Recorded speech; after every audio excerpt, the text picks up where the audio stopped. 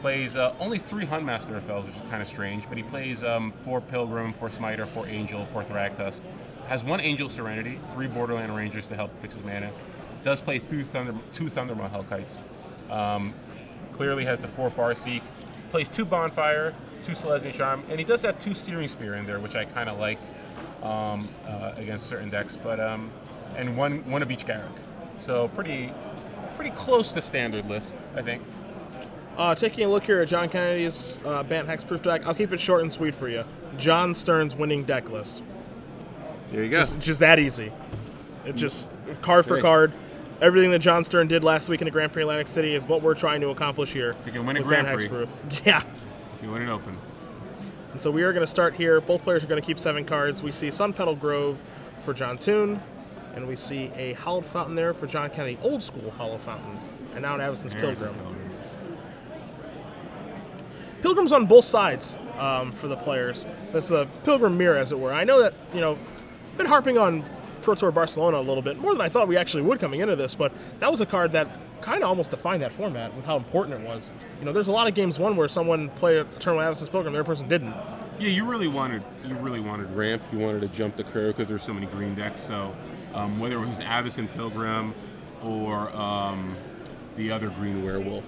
The 2-mana one, whose name I can never remember. But you always wanted to jump the curve in the green mirror matches because Huntmaster of Fells was so important to get him to play first. So, yep, definitely. Oh, wow. Celestia Charm, is he making a 2-2 and blocking the Avacyn Pilgrim? I think this is happening. Should have played around it, Johnny. Should have played around it. No block? Nope, wait, did he just not? No. I don't know what happened there. I can't imagine no block. Did he not block the Pilgrim? The Pilgrim did attack, right? Yeah. Well, there's, you can't always. Maybe he was afraid of a pump spell. He wanted to just play that. Hey, I don't see it. I don't understand it. Maybe we're wrong. Maybe we missed something.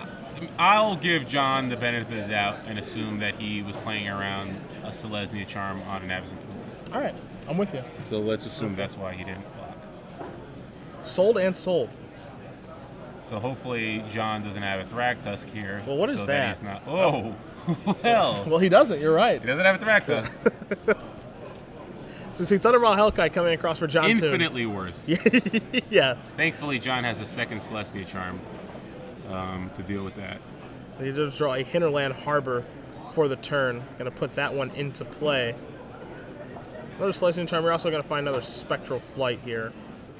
Well, now I'm pretty sure he just forgot to block, because if you were playing around Selesnya Charm, you're probably not going to load up your token, but who knows? Hey, he had big plans.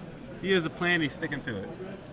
So you see a Selesnya Charm to go along with a Sun Petal Grove, another Hallowed Fountain in John Kennedy's hand, and he is coming across here with a 6/6 Flying Vigilant Knight token. Restoration Angel would be nice here. It wouldn't be the worst. Sort of tap down that flyer. No. Swing in for 6. Let's see what John Toone can come up with here. You see John Kennedy rearranging that Knight token, that Flying Beater. If John does have a Restoration Angel, can he talk his way into baiting John to casting Selesnya Charm at the wrong time? That'd be pretty hard. I think we might. Are we going to find out right now? We're gonna see. It looks like I feel like we're gonna see Thragtusk. Nope. Or wow. So many 5-drops in his hand. Yeah. Jeez. Even better. All right, trigger that. Race is on. In come the dragons. This attack for an 11. I think John's thinking here. Okay, can I afford to drop to 3? Because if I keep the Selesnya Charm, then I have more outs, because a Rancor's an out. Because if John's at 10, a Rancor's an out, an Ethereal Armor. Will Ethereal Armor be an out alone? Yeah, Ethereal does it alone. 2, 4, 6, 7. No, oh yeah, because the Abundant Growth. So Ethereal Armor. So I think he's just going to try to kill it here. Seems fine. Increasing Savagery still kills John. John's at 8 now, so I think he's pretty sure he won't lose next turn. There's an abundant growth drawn for the turn. So he gets if he draws a Rancor or another Spectral Flight, then he might regret casting this Celestial Charm. But that doesn't. No, looks like it was a correct play. So swing in for 6. Hope for the best. Cavern of Souls was the draw off of that abundant growth. You can see John's hand there at home. A handful of lands, Sun Petal Grove, 2 caverns, and a hallowed fountain. So, not great. Need a resto here. Resto would be solid. Thraktos is even pretty good. Well, Thraktos is okay. The problem is he can't attack with the Thundermaw. Yeah. So. Let me ask you this question. Play a little game inside the game. If John Toone attacks with Thundermaw Hokite, if you're John Kennedy, you have 4 lands in your hand, are you blocking? It depends if he thinks he. I mean, I think you have to, because you don't know whether or not he has Searing Spear or, well, could have Pillow no, Flame. I think he has to take it. He has no other outs. He's got to take it. So you draw step here, Hallowed Fountain. Maybe Thundermaw could have snuck in some damage there. Doesn't sound like you were going to block. Because Celestial Charm doesn't change anything. So, yeah. you know, now it's a matter of, well, is there a Searing Spear? Well, is there a bonfire? He could have a bonfire. Yeah. That's the thing. Yeah. If he has a bonfire, then that kills off the. John draws his card now.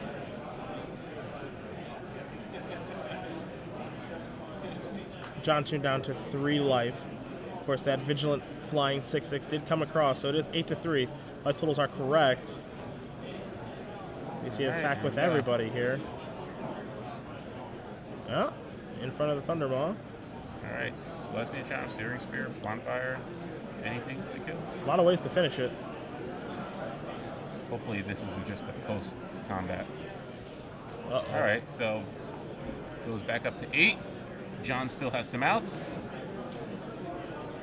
Uh-oh. Another Pilgrim. Another Pilgrim. All right, so John still has outs. And let's see if he gets there. Yeah! Yeah! Yeah! Evison's Pilgrim. Oh, well. All right, in for 6. John Toone shrugs his shoulders, says, I'll go to 2. John Kennedy plays Evison's Pilgrim. Passes the turn back. Does John Toone want to attack with all of his creatures? Is he scared? Does he have the fear? Or is he just going to get in there? That was a get in there shoulder shrug, if I've ever seen one. Scared of nothing and no one. I would like to point out, had John blocked the Avison Pilgrim, Thundermaw would have came down a turn later, and John almost assuredly wins this game. You are correct. So, I don't know if John simply was playing around Celestia Charm or just didn't feel like it was worth blocking there, but the way the game played out, had he just made a token and blocked, he would have been able to win the game. Yeah. Either way, John Toone up a game against John Kennedy in his Ban Hexproof deck. And I do have John Kennedy's deck list in front of me. Again, very stock deck list that you guys would find from Grand Prix Atlantic City. 4 Stranger Root guys, 2 Feeling of Dread, 3 Rest in Peace, 2 Wolfare Avenger, 1 Negate, 1 Rootborn Defenses, 2 copies of Nevermore. Of those, this matchup seemed very race-oriented, so I can see the 2 copies of Feeling of Dread coming in. I'm not sure if you want Strangleroot Geist here. Again, it is kind of hard on the mana. It obviously works out pretty well with the Undying and everything that it can do here. I'm just not entirely sure if that's what you want. And the Wolfare Avenger, a card that he can actually catch people off guard with, but I mean, is he going to take the opportunity to flash in a blocker to take advantage of something? Because we saw last game that he didn't. Yeah. So, not sure how effective Wolfare Avenger will be. Yeah. And from John's side, John Toone's side, don't love the Planeswalkers in this matchup. Don't really like the Searing Spear. I think he doesn't have many cards that are great in this matchup. Rest in Peace, Angel, Serenity, Oblivion Ring, Bonfire the Dam probably comes in. He has Centaur Healer, Triumph. I think maybe the Pillars and the Bonfires are cards that he wants. Bonfire for obvious reasons. Pillar, just because even though it's not great, I think if he can kill a Avacyn Pilgrim and sort of maybe screw up John's mana base a little bit, it might be worth it. It's much worse on the draw, so he might not bring it in this game. But I don't love Searing Spear in this matchup, and I don't like the Planeswalkers, so I could see boarding in a Bonfire and maybe some Centaur Healers or some Pillars to maybe try to burn him out. Sure. But yeah, I'm not in love with the Planeswalkers. So I think if I'm on the draw, I'd probably just take out 2 of the Planeswalkers or 2 Centaur Healers. Okay. But beyond that, not much I'd want in this matchup. It's kind of strange because I agree with you on the Pillars and that you do want to board them in just because there are targets for them in Avacyn's Pilgrim and Silverblade Paladin and potentially Strangerroot Geist. But again, it's not a great card, but it's also like a card that you kind of need to leave in because, again, Silverblade Paladin is so powerful in what it does for this deck. Oh, yeah. You want to have a way to be able to take care of it, but the question is, you know, from the one attack that you get from it, is the damage already done? Yeah, I think I'd probably bring in 2 Pillars, 1 Bonfire for the 1 Angel Serenity and John Toone's main deck, and the 2 Planeswalkers. Okay. I think that's probably how I would board. Everything else, you know, Borderland Ranger, it's probably the weakest card, but it's a card that you don't really want to cut because you want to be able to fix your mana. You don't want to lose to not drawing a red mana or something. So, again, Searing Spear, you know, you can burn him out with it possibly, and it could also kill Silverblade Paladin. It's one of your few answers to it at instant speed. So yeah, I think that's probably what I would do. So you do see both players taking a look at their opening 7 cards here. If you are just joining us, I am Cedric Phillips in the booth here with Salsa Champion, Pro Tour Champion, There's Nothing You Can't Do, Osip Lebedovich. We are here at SCG Dallas, the Open Series. About 550 players here this weekend, playing 10 rounds of Standard. We are in round 6. We are presenting you guys a Bant Hexproof Naya mid-range match as we see Avacyn's Pilgrim here for John Kennedy. If you guys do want to join the conversation, you can join us on Twitter at SCG Live or hashtag SCGDAL for Dallas. Have some fun. Call me and Osip stupid. Do whatever you want. Or just call him dumb. Either way is good. But we are going to see a Pillar of Flame here taking down the aforementioned Avacyn's Pilgrim. And it's interesting because John actually boarded in to the Bilgen Ring, which I would not have suspected him that he would do. But I mean, I guess it deals with ethereal armor, but beyond that, not much. You can take a Rancor, you can take ethereal armor, but not that great in this matchup. Yeah, it's just not a good use for Oblivion Ring, no. Even just from, you know, just the amount of mana you're using to take care of that single mana permanent. I also didn't love the turn 2 Pillar on the Avacyn Pilgrim because John already had a Temple Garden and the Hinterland Harbor in play, and 3 mana is really his you know, it's kind of a sweet big spot. Turn there. So he's going to be able to cast the Geist no matter what. I think it's much more important to cast the Huntmaster this turn. So if he goes Farseek, that's exactly what could have happened. Instead, John's basically going to unload this turn and make short work of John. So is this how they won the Grand Prix? As we see a Rancor, an Ethereal Armor, and an Angel come into play. Yeah, that's 13, John. Yeah. Toone. Yeah. 13 on turn 4. What? Yeah. Not only is it 13 on turn 4, but Geist is out of Bonfire range. Yeah. Which is just unbelievable. The awkward thing is John's hand is 1 more Rancor and 1 more Ethereal Armor. Still had all these against your Thragtusk. Yeah. Oh, we're not going to sell all these. Those are coming into play. Oh, yeah. It's going to be a fairly exciting turn for John Kennedy. You see John Toone looking over his hand. This is helpless. Yeah. When I first started playing Magic, this is exactly what I dreamed of. Yep. Attacking with pants. That's right. All the pants. Yeah. Yeah. Look at John. John even has a smug. Yeah. He's like, whatever. Yeah. I'm not dealing with that. That's a real tough guy. Let's play the Look third at game. that. Oh, the boldness Kennedy has now. Yeah. when you deal 13 on turn 4. We're about 10 minutes away from starting. It's hard not to feel good. Yeah. It really is. This is an event you are interested You feel like a baller, straight up baller. Yeah. I imagine that's what Grand Prix Atlantic City was like last weekend for John Stern and Josh Utter-Layton. Just comical one-sided beatings, and the opponent just looking at their hand and going, "Yeah, whatever, man. Yeah. Okay." If I had draws like that, I would literally be just leaning back in my chair in every match. Yeah. Just so cool and collected. It's like, yep, nothing you could do. My guy has hexproof. Yeah. Yeah. And he's a 5/5. Yeah. The out in the format, it doesn't exist. It does not exist What for are you your gonna do? colors. Tribute to Hunger? Oh boy. Who plays that card? Yeah, no one. Not people might start. Yeah. That's for sure. So we're going to play game 3 here. John Toone's going to be on the play this game. Goal obviously being, hey, don't die on turn 4. How about that? There's a trick. John, you should do more to not die on turn 4. Try harder. Cast his Farseek's harder. This is obviously a matchup that, Bant Hexproof, this is a deck that Bant Hexproof wants to play against this mid-range deck. Yeah, it wants to play against any mid-range deck. Yeah, it's just especially what it ones wants. that don't have access to black. Yeah. Because, there's not much they can do. They don't have wrath effects. Their goals try to block, but you have Special Flight and Ethereal Armor to make blocking very difficult for them. And not to mention Silverblade Paladin. So, yeah, I mean, this is exactly the type of deck Bant Hexproof was built to beat. Yeah. So. It did so in Barcelona. Yeah. No reason it can't do it. Certainly did. It cleaned up on those Naya decks that a lot of people were playing at that tournament, and I can't imagine anything being different here. I mean, the Manus, it's almost like it's almost like the exact same situation. The Bant Hexproof deck still has terrible mana, but once it has everything online, and it did gain a card in Ethereal Armor that it didn't have then, it's hard to stop, as we're going to see a Glacial Fortress here from John Kennedy. Rootbound Crag to go along. Farseek or Pilgrim is really important for John, so thankfully he had that.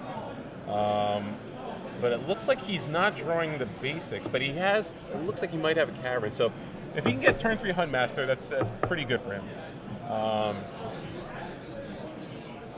John has the Invisible Stalker, so he has one part of his combo. Using the term combo there loosely. Very loosely. Very loosely. Very loosely. So John ideally wants a Huntmaster right here, but he'll sell for a Restoration Angel. Just get something out there. Although, yeah, Borderland Ranger? Smiter, okay. I mean, that's big, but it doesn't have an effect on the board. I mean, not much of one. Let's see what John Kennedy's got. What kind of pants do we have in our closet? If it's, it looks like he has a Special Flight at least and a Soulblade Paladin. So he's going to be threatening to do a lot next turn. Right now, probably only 3. So basically, unhindered, he's got a 3-turn clock right here with the Silverblade Paladin. Sure. As we do see the first set of pants there, the Spectre Flight going on the Invisible Stalker. I don't know how an Invisible Stalker wears pants, but it's doing it. And so now John Toone, the race is on, my friend. Thragtusk is a good race winner. I don't know if he has the fifth mana source to be able to do that. I think he might have a Cavern. It looks like he has a Cavern. Okay. So he can at least get a Thragtusk out there. Smashes for 4, plays a Thragtusk, gets some life back. This game is still within his reach. It does look like John has a Feeling of Dread, which is going to play into the game, I think, in a couple turns. But, definitely not out of reach yet for Mr. Toone. And there is our Cavern of Souls, and there is our Thragtusk. So John Toone is going to move up to 22. Assuming you name Beast the Cavern, not sure. Likely Beast or Human, but we'll get confirmation from our spotter there at the table. As we do see John Kennedy untapping, it could be Silverblade time. We start with a Forest for our draw step. And we're going to have a Hinterland Harbor come and play untapped. You see the Feeling of Dread, and you see the Silverblade Paladin. It looks like maybe a Celestial Charm at the end there, too. So yeah. I know he's got a Feeling of Dread. Probably going to go Silverblade, Avacyn Pilgrim now. Swing for 6. Hope that the Feeling of Dread can do enough over the 2 turns after that to win the race for him. But, if John has a Thunderbolt Hellkite, it's going to be tough. And in addition to that, with this line of play, he has opened himself up to a Miracle Bonfire. Or even just a hardcast Bonfire. I mean, getting rid of the Pilgrim and the Silverblade Paladin, even though he won't be able to kill the Invisible Stalker, it still might be enough. He's dealing 2 to John, killing 2 of his creatures, and nope, John, you can't block with the deck test. Can't block with that for a lot of different reasons. Mr. Toone, this Hexproof deck would be significantly worse if that were possible. So interesting, he chose not to play. He wants the Feeling of Dread now, possibly afraid of a Thundermaw. But I'm not sure. Maybe he's also afraid of Bonfire, but interesting to see if John does Feeling now and Mr. Toone just has a second Thragtusk, then I think he might just have too much in play and be at too high a life to really lose this race. So And he says, 1 second, I have effects in your attack step. I'm going to Feeling of Dread. And Feeling of Dread is going to tap the first 2 guys. He's going to tap the Thragtusk and the Loxodon Smiter. Post-combat, we're going to see a Farseek. Okay. So, that's a sigh of relief. it's exactly what John was hoping for. Toone is just going to be able to Farseek here. So if Kennedy draws an Ethereal Armor, he's in great shape. Threatening to do 12 damage and basically putting Toone on a 1-turn clock. And now we're going to see a And Huntmaster. Well, that's pretty bad. Yeah, Kennedy's going to have to draw some of his pants, some more pants, you know. Special Fight alone won't do it here. Increasing Savagery would be good. But Ethereal Armor I think would be best because at least he can cast the... How about Abundant Growth? Well, Abundant Growth can still be Ethereal Armor. Let's see if he gets lucky here. He basically needs to kill Toone in 2 turns, so Abundant Growth into Ethereal Armor and then play the Paladin is pretty good. Draws a second Paladin. Not quite what he's looking for. I think he's got to play the first one. Yeah, I'm not sure. He has enough to play one of them and flashback a Feeling of Dread. Yeah. So, it's, you know, it's something, but he's still dealing with a lot of creatures on John's side of the board, as well as a pretty high life total. The nice thing about the Feeling of Dread too, right now for John Kennedy, is that it's going to prevent Huntmaster of the Fells from flipping. Yeah. So it's going to do a nice job of both buying him time and preventing, you know, a worst case scenario here, which is Huntmaster flipping and taking out the Silverblade Paladin. Yes, he does have another Silverblade Paladin in the holster, but again, well, I think the worst case scenario is a Miracle Bonfire right there. Yeah. That would have. Pretty sure Toone would have fell out of his chair if that were the case. So John does have a Selesnya Charm, which means that an Invisible Star could do 10 damage. Yep. So, you know, it's gonna be close. I think if I was I think if I was Kennedy, I might actually let this attack go through. Save the Feeling of Dread? Well, he could Feeling of Dread any blockers that Toone has, which would then allow him to attack with all his creatures and use the Selesnya Charm, which would be exactly 15. But I don't know. I think he might be afraid of a second Thragtusk or a second Huntmaster or a Restoration Angel. There's just so many cards that Toone could have. There's a lot to be afraid of here. He's probably just trying to. He might want to just play it safe. So we see an attack here for 5, 6, 7, 8, 9 with a Thragtusk and a Smiter coming across now. So he's elected not to use the Feeling of Dread on that. Kind of thinking about your line of play here. You know, using it right now would be a little bit obvious. Yeah. He's trying to get the most he can from it. This is the last chance to sign up. It will be starting in moments. Silverblade gonna make its move. Wow. Okay. Okay, so he's gonna make the trade there because he has a backup one. Yeah. You don't sound like you love it. Well, the thing is that like if he still keeps that Silverblade in play, he just gives himself more outs. Well, Toone had the second Thragtusk anyway, so again, I don't think it mattered. But again, Kennedy can still win this game. Really needs Ethereal Armor here or increasing Savagery. Draws Geist to Geist trap. is not going to do it. I would say he is going to be able to play some spells this turn to slow down that Huntmaster of the Fells, which is key. So we're going to see Geist to Saint Trapped here.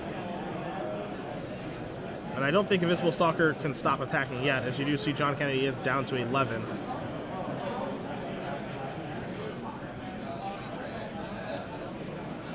This is getting awfully close here.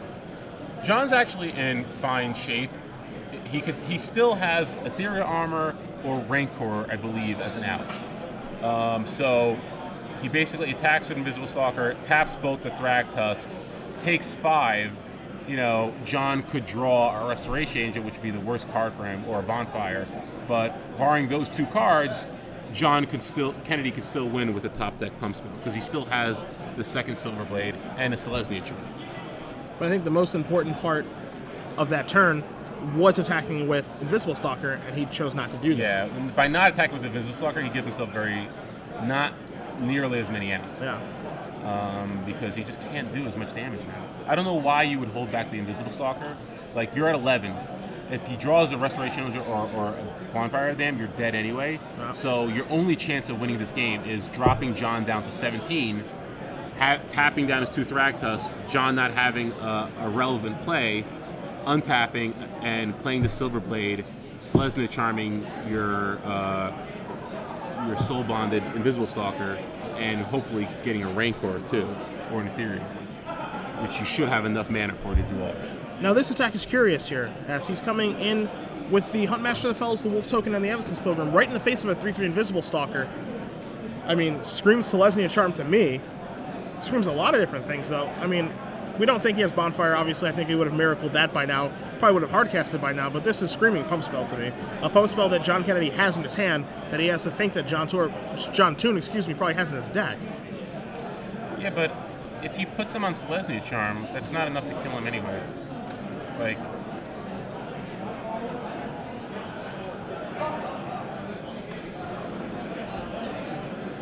and so we do see a chump block there from the Evanescence Pilgrim. John Kennedy going to move down to 8. I'm trying to figure out what that chump block accomplishes for John. He does take a draw step. He draws another Selesnya Charm, I believe.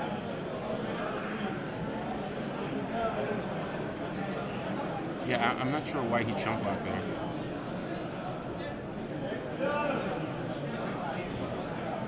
Yeah, he doesn't have enough here.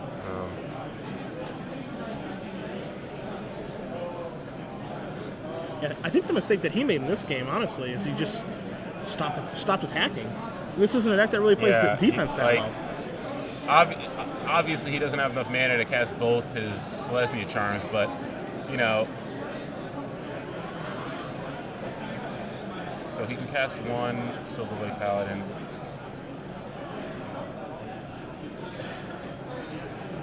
And he can Soul Bond.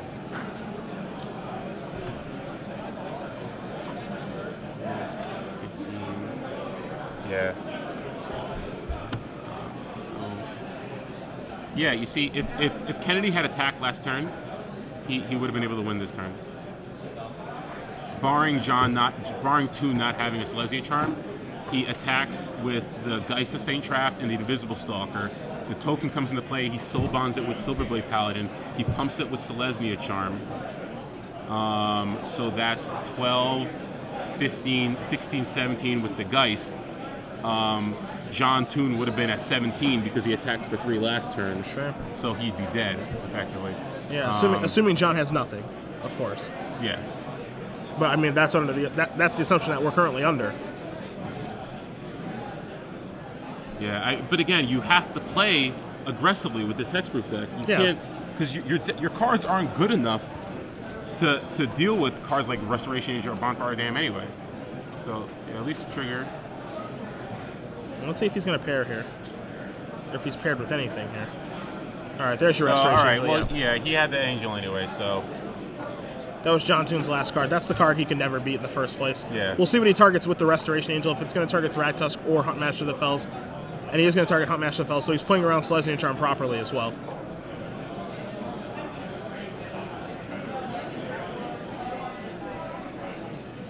So it's going to get him 2 life. It's going to get him a Wolf Token. And it's going to let him, what I believe, to make a counterattack that is lethal. And again, you can say that, okay, Kennedy couldn't really do anything because Toone had the Restoration anyway.